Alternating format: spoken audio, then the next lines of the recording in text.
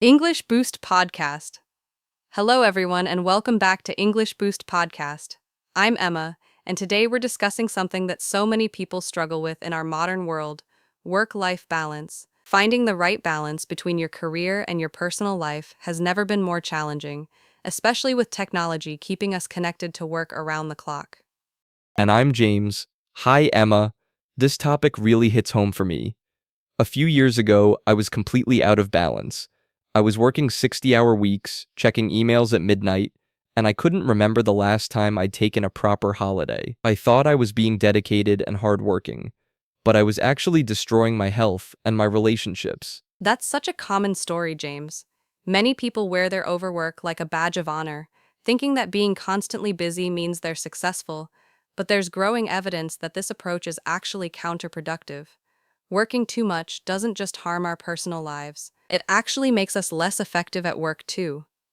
Today, we want to explore why work-life balance matters, how to recognize when things are out of balance, and practical strategies for creating a healthier relationship between work and the rest of your life. This is relevant whether you're an employee, a business owner, a student, or anyone juggling multiple responsibilities. And as always, Olivia will help us with vocabulary at the end that you can use when discussing work, lifestyle, and well-being. Hi, everyone. I'm Olivia. Work-life balance is such an important topic in today's world. There's lots of useful vocabulary to learn, so let's get started. Emma, let's start by discussing why work-life balance is so important.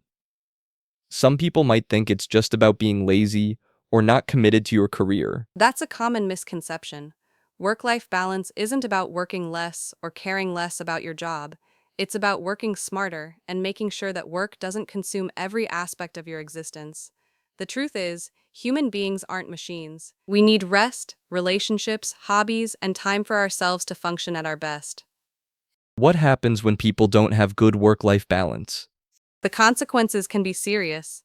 Physically, chronic overwork leads to exhaustion, weakened immune systems, sleep problems, and increased risk of heart disease and other health issues. Mentally, it leads to stress, anxiety, depression, and eventually burnout, which is a state of complete physical and emotional exhaustion. I experienced some of that burnout myself. I was constantly tired, getting sick frequently, and I felt emotionally numb. I had no energy for anything outside of work. And it affects relationships too. When work takes all your time and energy, your relationships with family and friends suffer. Partners feel neglected, children miss out on quality time with their parents, and friendships fade because you never have time to maintain them. Ironically, the relationships we sacrifice for work are often the things that bring us the most happiness and meaning. There's also the paradox that working too much actually makes you less productive, right? Exactly. Research consistently shows that productivity drops significantly after about 50 hours of work per week. Beyond that point, you're not accomplishing more, you're just spending more time doing less effective work. Your concentration decreases, you make more mistakes, and your creativity suffers. Taking breaks and having a life outside work actually makes you better at your job. So work-life balance isn't just good for us personally, it's good for our employers too. Absolutely. Companies with employees who have good work-life balance see lower turnover, less absenteeism, higher engagement, and better performance. Smart employers are increasingly recognizing this and offering flexible working arrangements and encouraging employees to take their vacation time. Now let's talk about how to recognize when your work-life balance is off. James, what were the warning signs for you? Looking back, there were many signs I ignored. I was always tired, even after sleeping. I couldn't remember the last time I'd done something just for fun. My only topics of conversation were work-related.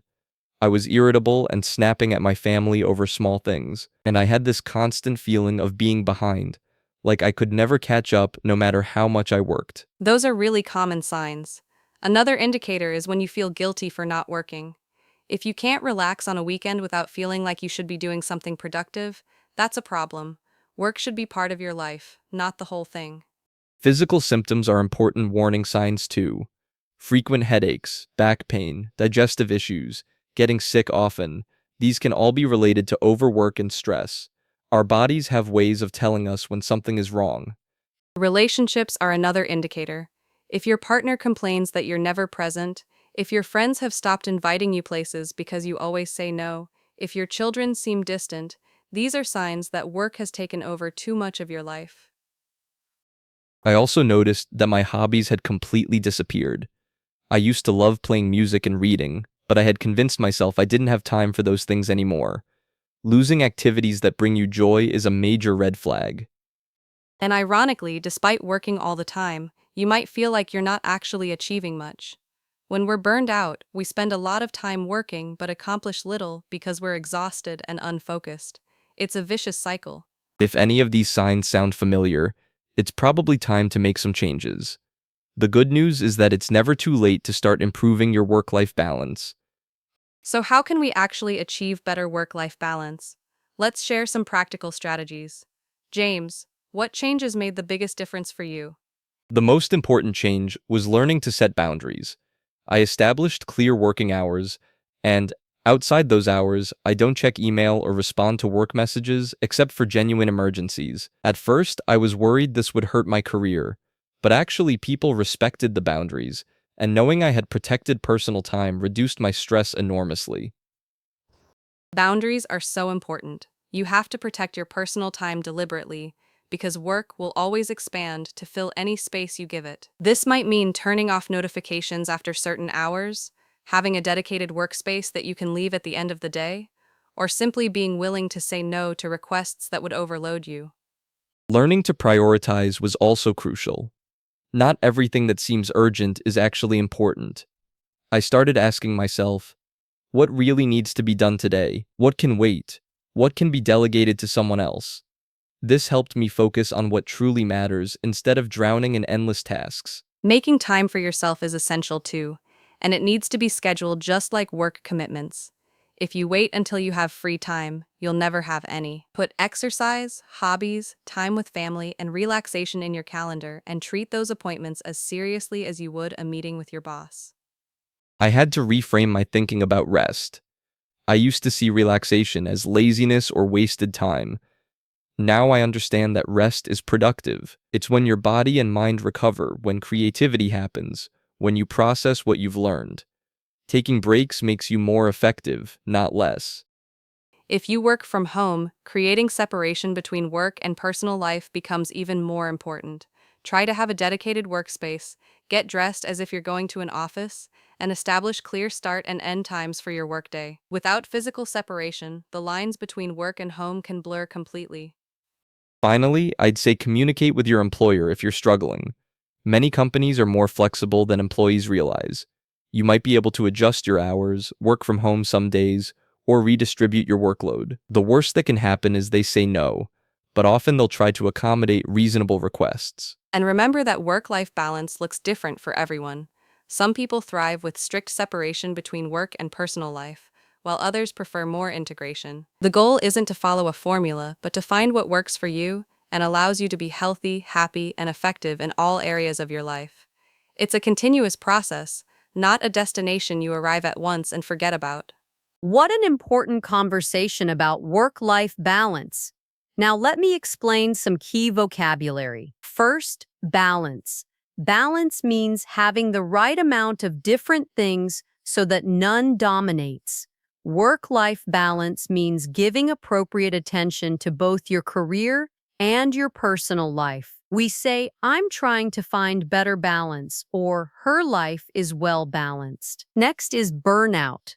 Burnout is a state of physical, mental, and emotional exhaustion caused by prolonged stress, usually from work. When someone experiences burnout, they feel completely drained.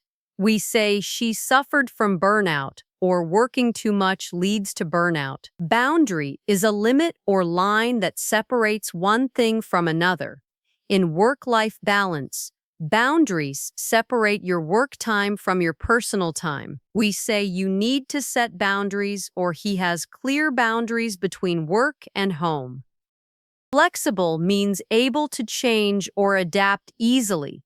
Flexible working allows employees to adjust their hours or location. We say my job offers flexible hours or we need to be more flexible. Prioritize means to decide which things are most important and deal with those first. When you prioritize, you focus on what matters most. We say you need to prioritize your health, or I prioritized family over work. Finally, recharge. To recharge means to rest and regain your energy, like charging a battery. We need to recharge regularly to avoid burnout. We say, I need a holiday to recharge, or weekends help me recharge for the week ahead. Those are your work-life balance vocabulary words. Back to Yuma and James. Thank you, Olivia. These words are perfect for discussing lifestyle and well-being in English. Let's review. Balance, burnout, boundary, flexible, prioritize, and recharge. Use these words when talking about work and life. We'd love to hear from you. How do you maintain work-life balance? What strategies work for you? Share your tips in the comments below. And remember, taking care of yourself isn't selfish, it's necessary. You can't pour from an empty cup. Make time for the things and people that matter to you. Thank you for watching English Boost Podcast. If this episode resonated with you, please like and subscribe. Take care of yourselves. See you in the next episode.